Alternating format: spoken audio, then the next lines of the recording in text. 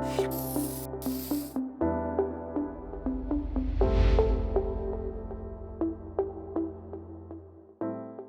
everyone, my name is Timothy Harris, and I'm at Stanford, California with Dr. Stuart Kim. Dr. Stuart Kim is the CEO of AXGEN. He is a anti-aging biologist professor at Stanford for over 20 years. So, Dr. Kim, I've already introduced you a little bit, but I'd like to ask, who are you and what do you do? I'm a scientist, and a scientist likes to explore and find out new things. I find that to be really interesting and fulfilling.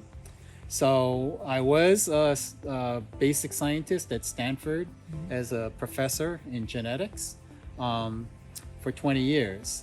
And then, as I told you before, that we came up with a guy I had lunch with, came up with a terrific idea that changed my life. And we had lunch. He told me the idea of doing genetics on athletes. And I said, boy, this is a really good idea. And over the years, it got to be a better and better idea until it compelled me to leave my safe, tenured, full professor job at Stanford and try to really go in on this idea so that we could make it happen. And so I left Stanford to start this company called AXGEN to see if we could get this idea to work. So, Dr. Kim, what were some of your doubts that you had when moving from that comfortable office in Stanford to starting your own business at AXGEN? Oh man, it was the craziest thing. Okay. I tell you what it's like, because you know what tenure's like. I mean, you can't fail. I mean, they can't fire me. And I have a pretty safe research. I had a nice research career. I was sailing along. I had terrific students in my lab.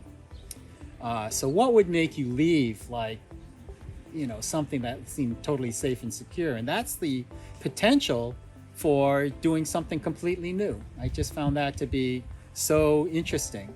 It's really risky. And, most days I'm just stressing out. It's like leaving full tenured position and starting over from scratch to see if you can make it in a new field. So it was really scary. It's sort of like if this is the 1400s, and being a full tenured professor is like being, nobility in Spain. You got a guy like Christopher Columbus that says, I don't want to be a noble and just live, the easy life. He sailed off on a ship where he could die just to see if he could find something new that's across the horizon. And so that's kind of like what it is, when I have an opportunity, it's really super risky, but you might see something new. That's what compelled me to leave Stanford and do this startup. So what's some advice you have for students or even professors that are afraid to take that next step or afraid to take that risk? Well, it's not obvious that it's a good idea. I mean, it's being a full professor at Stanford is pretty good deal. So, it's basically a personality. I'm an explorer. That's why I started this business. That's what a research scientist is they want to make change. They want to make discoveries. And I felt like there was a good opportunity to make a really big discovery using this genetic thing for athletes. And I saw more opportunity. The future trajectory in aging research was, unless there was a big breakthrough that could happen, I didn't see where there was going to be a game changer. But in research on athletes, there was potential for really big game-changing discoveries to be made. So, I'm following where there's opportunity. There's a metaphor, an allegory on how discoveries are made. You probably heard about this. You could look for if there's a coin on the ground. You could look under the street light and you'll be able to see all the coins on the ground, except that everybody else has already gone there, probably picked up most of the coins. So it's actually pretty hard to find a new coin under the light. But if you go where there isn't much light, it may be harder to find the coins, but you get more coins that way. So that's what sort of being a research scientist is. You have to decide whether you're going to stay in the main path, but it's already fished out, or go and do what nobody else has done, where you have an opportunity to go and see something and find those coins. And so, I think all of the modern day explorers, and I think a lot of them could be research scientists, because we're all trying to find something new. And one way to find something new is do something nobody else does. So I told you about Columbus trying to find America. It's also like, whoever found the Grand Canyon, that must have been a just phenomenal thing. You're just walking around in the desert, and all of a sudden you come across the Grand Canyon, or Lewis and Clark.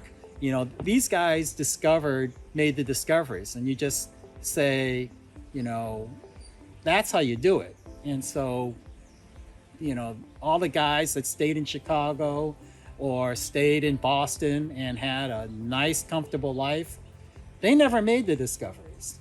And so I really, am driven by trying to make discoveries, and I'll go where it has to. But it's not always that sane. I'm sure a lot of guys died trying to discover the West. And so it's not that sane. But if you're an explorer, that's what you do. So would you rather live a life chasing something that you can't obtain and then die? Or would you rather stay and live a comfortable life just never knowing? No, living a comfortable life isn't for me. I mean, I'd like it, but that's not my goal. I have to have a goal. I have to believe that I could potentially change something. Otherwise, what's the point? So, no, just living a comfortable life. Well, having said that, I've always lived a comfortable life. I mean, I live at Stanford. Now I can just devote everything to trying to make a change. If I couldn't pay the rent, I'd be in a different position. But, I feel like all of my material needs are covered. I don't need a fancy car. I don't need, jewelry. I like simple food. I don't need expensive food. I like these clothes. I don't like fancy clothes. So now I have all the things I want. Now I can devote everything to trying to make change, to discover things and try to see if I can change something. So what was the biggest discovery you made in AXGEN? So let me tell you the story of AXGEN. In the early 2000s, I was a scientist working on aging. And I was on the advisory board of a research institute that focused on aging. And during my scientific advisory board meeting at the Buck, I went and had lunch with the president, who was a businessman, but I also knew he was an ex-pro athlete. So he played for the 49ers and the New Orleans Saints. And I said, I just got to meet what a real walking, talking pro athlete's like. He's an amazing guy named Jim Kovach. And during lunch, we were just chit-chatting, and he started talking about athletes. And we came up with the idea of doing genetic testing on athletes. It's a great idea. And so I convinced 23andMe to let us test 100 NFL players. So Jim got out and got 100 NFL players to sign up for a little pilot experiment. And we were going to find what is it about the DNA of a pro athlete that made them so big and strong and fast, and Jim was just dying to know, like, why is he like a superior physical specimen? And I was interested to know. And so we did that. We tested 100 NFL players. It was a complete failure. And so the genetics for human performance really is pitiful. But I did interview a bunch of NFL players, and we found out the height genes, the genetics for height can explain about this much of your height, and the genetics for muscle strength, it's mathematically it's minuscule. And so I was interviewing starting lineman for the Kansas City Chiefs. Guy is a big, huge mountain of a guy, but his genetics said he should have been 5'6", and he had no power, but he had endurance. And I tried to, on the phone call, I said, you don't know this, but you're actually short and you're not very strong. And he said, this is bullshit. And I realized this is bullshit. And so we chatted more and more. And then we talked about risk for Achilles tendonitis. And there he became super interested. He started explaining what it's like to be a pro athlete. And he said that, the difference between first string and second string is there's not much difference. It's whether the coach likes you or not. In one Achilles tear basically ends it. You're going to be second string, or you're going to be cut from the team, or you're not going to be a pro athlete the next year because you only have 3 years to play in the NFL. And he didn't know. He knew exactly how strong he was and how tall he was, but he didn't know where the injuries were going to come from. Was he going to get a knee injury or an Achilles injuries? And when you're talking about big contracts like pro players get, and the risk of losing it all by an Achilles tear, that really resonated with him. So we switched to doing research on genetic markers for injuries. And then over the next 8 years or so, we went from what was known in 2012, and in 2015 we increased the strength of those tests by 1 millionfold. And in 2018 we increased those tests, some of those tests, by another 10,000 fold. So now in 2018 we had tests that were pretty significant. So we're talking about a 4-fold increased risk for ACL tears, increased risk for concussion, and now for a kind of injury called a stress fracture, which happens to all athletes, but especially endurance runner. It's an incredibly strong test. And so that's now a reasonable way. Like if you're training for, if you're a marathon runner and you're training for your marathon race, or worse, if you're training for the Olympics marathon, you only have like one Olympic marathon you're going to really compete. If you're lucky, 2, because your lifetime for being able to win the marathon is short. And if you get something simple like a stress fracture, you're out. And so it's really worthwhile to know if you're at risk for a stress fracture. So that was the idea that changed my life. I was working on aging. I said, we could keep on slogging away of aging.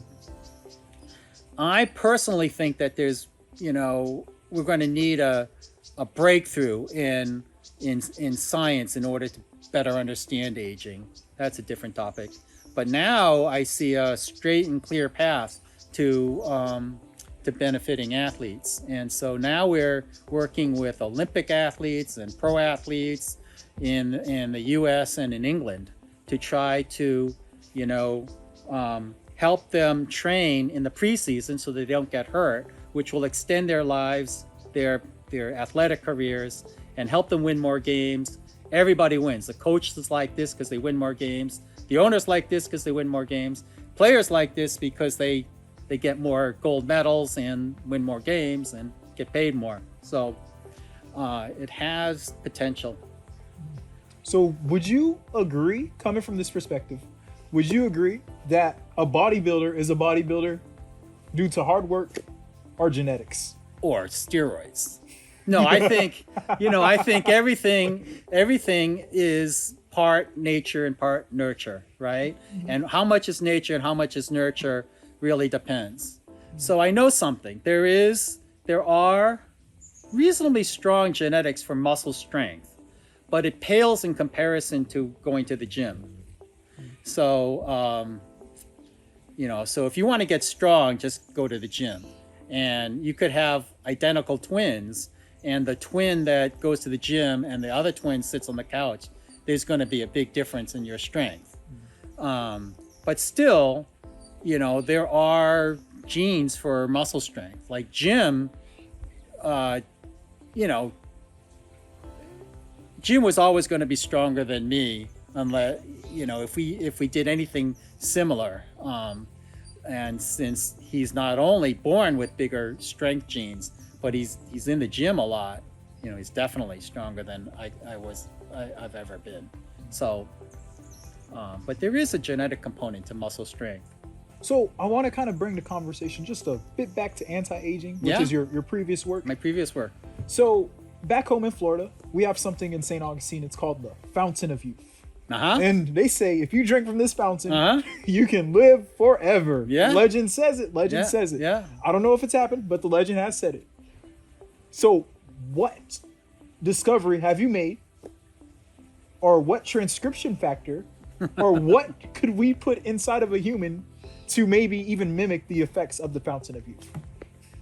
That's a good question. So let's just get some of the ideas straight. I mean, this is all theoretical. Okay. So I still maintain that theoretically, we could live way long, like 200 years, 500 years. The reason I say that is there's a clam called a quahog clam. So if you live in New England, you can eat quahog chowder. Those things live 500 years.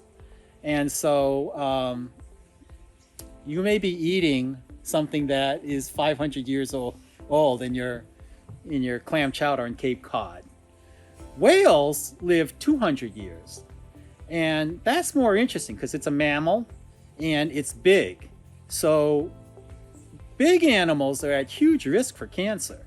You know, the more cells you have, the more chance that you're going to get a cancer cell. And they don't get cancer. They can, and they live 200 years. Whereas basically by year 80, you know, human risk for cancer just goes up exponentially.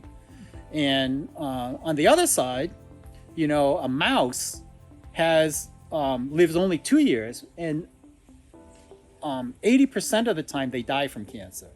So why is it that a mouse only lives 2 years and dies from cancer? We can live 80 years, and then you start to get cancer, and a whale lives 200 years, and in the wild, and so I would surmise they basically don't get cancer in 80 years. I mean, we're still like middle age. An 80-year-old person is just a middle-aged whale, you know. So that's the potential.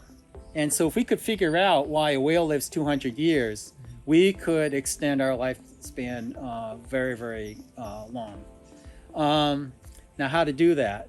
This is a different topic we were going to talk about. I think the idea of doing that is not going to be one switch that can do it. The whole idea that, you know, it's basically a set of pathways, one to one, like I don't know, your ankle bone's connected to your shin bone is connected to the knee bone. I think that's not going to explain aging. I think it's fundamentally a complex system, and you shouldn't think about it. I think aging might fundamentally be a little bit more like weather or height. And there's no one thing that determines weather. It's like everything compiled. And height, it's clear that your height is mostly genetic, but there it's 1 million different parts that contribute to your height. And so there is no, except for rare cases where like dwarfs, but for my height and your height, it's probably 1 million different parts of our DNA that are each contributing like a minuscule amount. And then it's summed up somehow over the entire genome. And that determines our height to within an inch or two. So I think aging might be a little bit more like height and less like a bunch of switches, like wrinkled peas that Mendel was studying. I think it's much more quantitative. So not a switch, but a complex system. And we don't have the science yet to analyze complex systems. It's hard. And we need a conceptual breakthrough on how to take it apart. So that's my hunch about how aging works. And that's why I think it's going to be hard to really live like a whale. I don't think there's going to be one change you can make that'll make us live like a whale. And we're going to have to figure out, a different way of approaching the whole system. So if this was a life or death situation, Yeah. and within the next 5 years, Yeah. somebody comes up to me and says, hey, you're going to die unless you find an anti-aging treatment, what is the first thing that I should do in order to start developing that therapeutic medicine or perhaps gene therapy? What I would do is 50 years ago, they did an experiment called the parabiosis experiment. So they took two mice, an old mouse and a young mouse, and they sewed their circulatory systems together. So they had one shared blood system, old mouse and young mouse. And what they found, and it's been reproduced a lot, is that the old mouse got younger and the young mouse started to get older. And the old mouse got younger in all sorts of ways, like the skin got younger, the muscles got younger, everything about the old mouse got better from the young mouse. So that was, there was something being transferred to that. It could be that the old mouse was getting rid of some of the bad things. And it could be the young mouse was giving the old mouse some of the good things. We don't know. And it's also going back, it might be complex. It might be 1,000 things being given from the young mouse to the old mouse. But one way, if I knew, if I only had 5 years and I couldn't wait for a complete revolution in science, I'd go get a transfusion from a young guy, right? So transfusions are done all the time. Millions are done. And usually it's from a young person. And so I would go get a 20-year-old's blood and get a transfusion as many times as I could take. It's screened, it's mostly safe, and so I think that might have a real beneficial aspect. It would if I was a mouse. I would, if I would benefit if I did. So there's this parabiosis with a human vampire experiment. That's what I would do. I would do the parabiosis experiment. There we go. Parabiosis, that's the answer. Yeah. What made you want to go in the realm of genetics and specifically aging? Has this always been a passion since you were young? No. Aging came out also as a serendipity. So I was a geneticist. I was doing something. So in the 90s, we were able to start studying. The field of genomics was born. And the genomics means you don't study one gene at a time. You can study all of the genes at once. And so, we could sequence the entire genome. We could look at the expression of every gene in the genome and see the entire picture. And until that, like in the 80s, everybody was studying one gene. You would sequence one gene, you would take your favorite gene and see if it goes up and down in cancer or something like that. But in the 90s, we got the technology to look at every gene and see all of the genes, whether they go up or down in cancer. So I was happy doing genomics, and then I met a really vanguard of science named Tom Johnson. He was studying aging, and we got together, and he convinced me that studying aging, all genes at once, was a good idea. So now I could look at, so the first simple experiment we did is we looked at every gene as it changed from going from a young animal to an old animal. And so this was like a complete map of how your genome changes as you get older. And that goes back to the idea of studying aging using many different factors instead of trying to focus in on one factor. And so my career switched from genomics of cell biology to focusing on genomics of aging. That's where aging started. Gotcha. So who is one person that, besides the 49ers NFL player, who's one person when you were towards your younger years, your undergraduate years, that really inspired you or mentored you or pushed you forward inside the realm of genetics? Yeah, there's so many. When I was your age, I was trying to decide what to do. And, it was clear that there were big discoveries getting made in molecular biology and biology. I was a chemistry and philosophy major in college. I didn't know anything about biology, but I kept on, I had a hunch that there were discoveries to be made.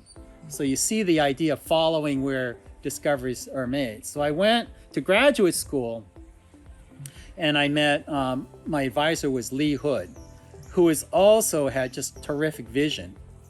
And so he's an amazing guy. And you just talk to him for 3 minutes and you just get infused with his energy. And when I started, I worked on something called, it was in immunology. And what was interesting is back then, we knew that you could make antibodies to almost anything. And so, and it was kind of bizarre. Like if there was a new virus that appeared, never before seen, like COVID, your antibodies could make an antibody that recognized COVID specifically. And nobody knew how that worked. Like, how could you ever have anything that was specifically binding to a new protein you never ever saw? And they discussed theoretically on how that could happen. And there were all sorts of wild and crazy ideas about how that would happen. And so one of the first things Lee told me is he said, in your lifetime, we are never going to understand how antibody diversity comes to be. And by the time I graduated, we solved it. So as you may know, there's rearranging genes that generate a huge potential for new types of antibodies to be made. And you just start to take the best rearrangement that sort of binds to COVID, and then it rearranges some more and mutates some more, and it refines and it binds to COVID better and better and better. And so virtually nearly anything that attacks us, we can make an antibody to. And I think we pretty much understand how that works. But that was something that was never going to be understood in our lifetimes. We figured it out. That's the rate at which discoveries were made for that. And then you move on. So that's no longer cutting edge. And so, we need to figure out new things to solve. Like, I think aging I would say aging we're never going to study in our life, figure out in our lifetime until Lee Hood comes along, and then he'll have figured it out in, 4 years. We need to get a breakthrough to figure out the questions at the, cutting edge. So what's your favorite? What's your hobbies? What type of movies do you like? Not so much well, with the pandemic, I'm sequestered at home. I watch so many movies. I'm sick and tired of movies. I can't get more than 10 minutes, just a few minutes into movies, and they all seem the same to me. Either they are a sequel or they're like something else. So yeah, hobbies. I like to stay active. I ride a bicycle. I've started lifting weights and trying to do that. Ever thought of having your NFL buddy as your personal trainer? I know some NFL players. Until I met Jim, the best athlete I knew was varsity players at a D3 school where I went to college. But now, through Jim, I know a bunch of NFL players. Ronnie Lott just emailed me yesterday. They're just remarkable people. They're so interesting to know because they're inspiring. They are so committed to making themselves better. Like I walk around and, I try to eat healthy and I try to be active, but it's kind of like just a regular amount. They are dialed in to eating just the best food. They can control their weight to within a pound, and they can get up every day, maybe twice a day, and go out and exercise. It's an amazing amount of determination to be an athlete. I wonder sometimes if being a really good athlete is as much mental. It's probably more mental than physical. Like if I could follow their regimen, I'd probably be a pretty good athlete just because, if I was working out 2 times a day and just controlling what I eat, I'd be a lot healthier. but I can't do it. So so they have a kind of mentality that's really remarkable. Well, Dr. Kim, thank you for your interview. Thank you. I appreciate you. I I enjoyed like your this. insight and perspective. Yeah. Thank you.